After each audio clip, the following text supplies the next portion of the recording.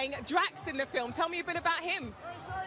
Well, I usually tell people that they need to know two things about Drax to really understand him. And the first thing is that he is a husband and a father that's suffering from a lot of heartbreak over the loss of his family.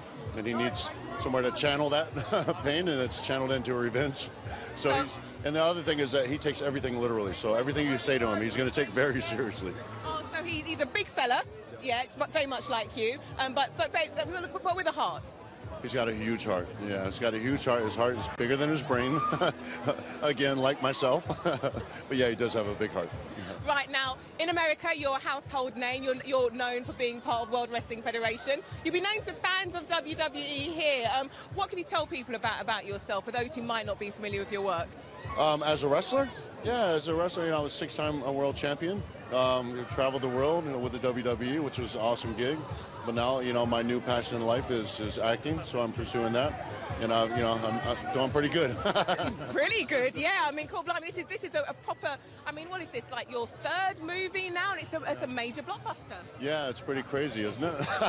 How do you find that? It's pretty good leap. It's a little overwhelming. I think people, when they realize that this is all still very new to me, and they will understand why when I say that this is overwhelming, it's really overwhelming. And the best part of your job, obviously, is the fact you got to come to London and you spent some time in Richmond. I hear you love that.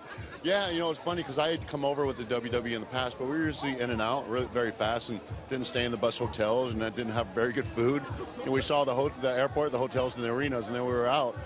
And so I wasn't very fond of it. But when I came over and I lived here, and I lived in Richmond, which is not a bad place to live. Yeah, and I just kind of fell in love with it. I fell in love with it, the community, and I also made some really good friends here. So yeah, no. Yeah, Richmond would definitely change your mind of living in London. Now, and we spoke to Chris Pratt, and he was talking about how hard he trained, and he said that he would take you on in a gun-off. Yeah, the sun's out. Should we bring the guns out?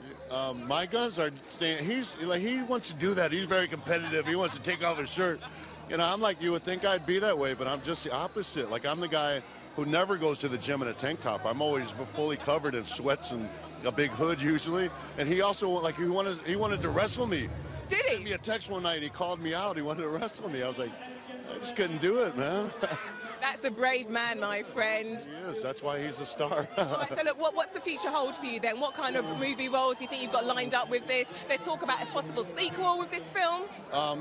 Possibly. I hope for a sequel, but I also, I really want to pursue more dialogue-driven stuff and more character-driven stuff. Since we are in London, I'm going to go ahead and say it. Guy Ritchie, a big fan here, and I am available for work. I want to be in your films, man, so,